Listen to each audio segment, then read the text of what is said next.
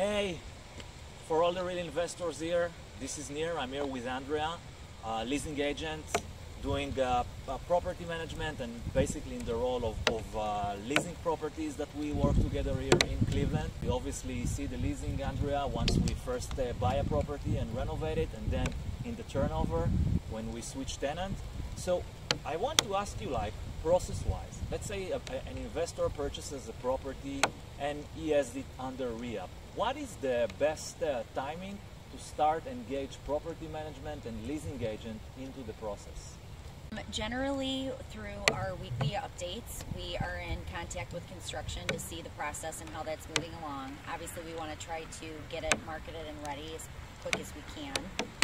The sooner it's out there, the sooner the interest is built. So usually, like, the project, let's say, is finished and then you start the marketing, or you will be in contact a bit before the project ends? Typically, yes. I need to get involved once it's in a state where I can take photos to market it. So sometimes that can happen depending on what's left on the construction side of it. Sometimes there's exterior items that, don't really pertain to me. My goal is to just get good photos that I can give a visual to people, because that's what's going to, set them off first. Encourage them to go drive by the property. I can also, if I know that, there's certain properties coming up and I have a client base, I can say, here's the address, go drive by the property, check out the neighborhood. You can see the exterior. I have some people that'll even say, they're going in and peeking in windows and looking at it before, and they're ready to go before it's even on the market, which is ideal. So let me take that to the next step. So you got the property, now let's say you start the leasing process. What are the first steps you are doing to basically have the leasing online?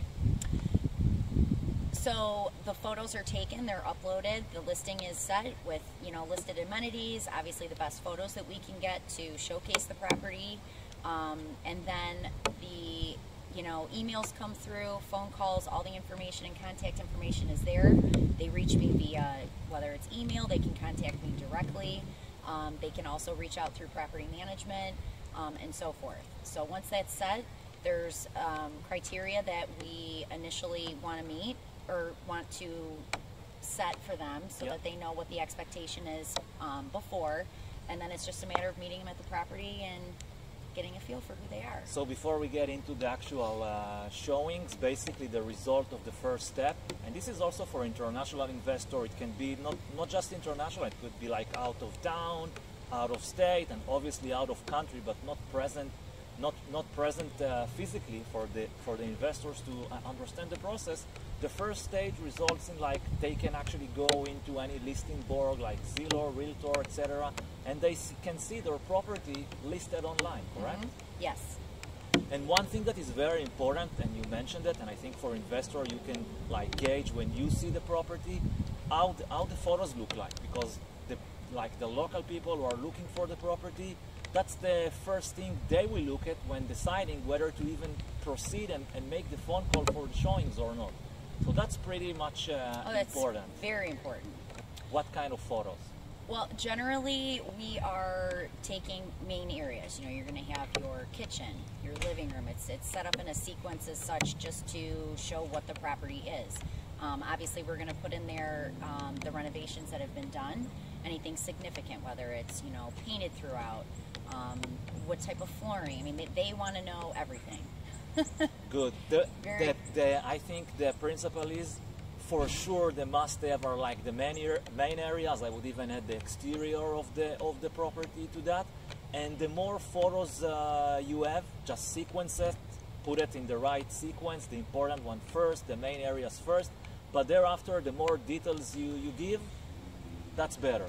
As much as you can showcase. If there's bonus features as far as, a finished basement, perhaps, whether it's for storage or extra rec space, if it's, extra space that they can use for, living, entertaining, things like that. Second part, if I interject, is basically the listing description. Like, it's the photos. If it catches the interest of the person, he's going to read at least the first sections of it. Absolutely. So what would be the important things to really highlight in a listing description?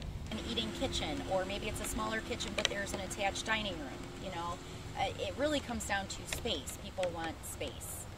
Families obviously are going to be more inclined looking for a dining area where they can sit as a family. you know, and getting to those amenities.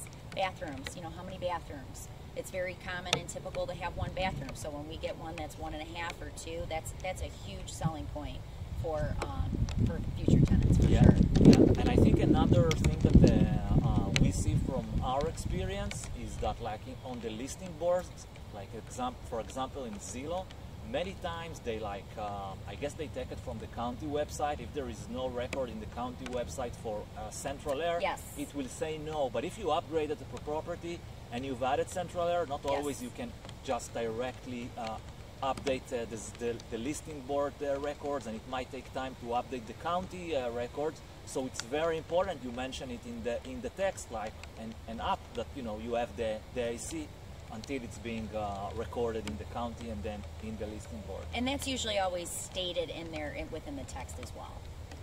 Right.